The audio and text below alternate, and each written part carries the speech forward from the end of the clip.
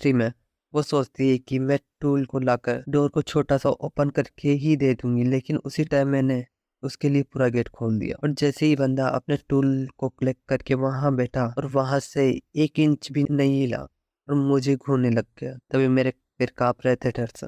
अब बंदे को वाइब्रेटर दिख जाता है और उसका फेस अब चेंज हो चुका था और वो उसके पास आकर बोलता है, मुझे लगता है ये चीज तुम्हारे अंदर थी जब मैं रिपेयर कर रहा था। तभी बंदी सोचती है कि इसने मेरे पीछे पड़ा वाइब्रेटर देख लिया। मैं इसको रखना भूल गई क्योंकि मैं अपने ही मजे में मस्त थी। मुझे पता है ये डेंजरस सिचुएशन है, लेकिन पता नहीं क्यों मेरा मूड और ज्यादा बन रहा है। अब मुझे अजीब सी फीलिंग आ रही है, जैसे जैसे ये बंदा मेरी ओर बढ़ रहा है मैं बेड की तरफ, और अचानक मैं बेड पे गिर जाती हूँ। मैं बंदे को देखती हूँ, ऐसा लग रहा था जैसे मैं किसी जानवर का शिकार बनी हूँ। उसके बड़े बड़े हाथों से उसने मेरे कपड़े खोल दिए और मेरी थाई नम सी हो गई उसकी ग्रिप से। दोनों की फिजिकल डिफरेंस होने से मैं हेल्पलेस हो गई। मैंने सोचा इस बंदे के सामने रेसिस्ट करने का कोई मतलब नहीं है और मैंने अपने आप अपने पैर खोल दिया उसके लिए।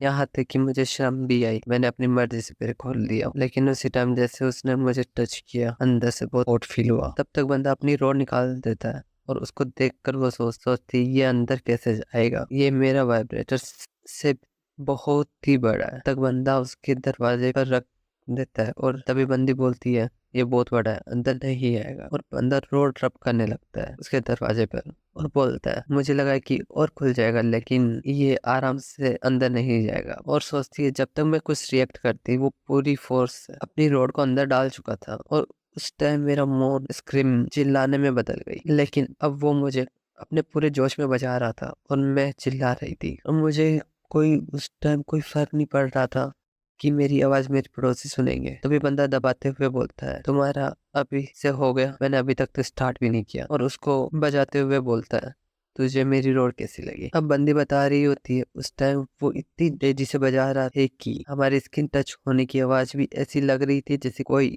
चाटा मार रहा हो, और साथ में मेरी आवाज। और तभी डोरबेल बजती है और सोचती है कि शायद पड़ोसी तो नहीं आ गए ना कंप्लेन करने आवाज की वजह से। लेकिन वो डिलीवरी मैन निकलता है। मैं यहाँ से उसको बोलने की ट्राई करने वाली थी कि तुम बाहर रख कर चले जाओ, लेकिन बंदे ने चांस नहीं दिया और रफ करने लग गया। और मैं एक बार और क्लाइमेक्स पे आ गई और मेरे कान के पास आकर पास आया। और तुम्हें पता है उसने क्या बोला मुझे? वो मुझे बोलता है कि कभी तुमने थ्रीसम किया है?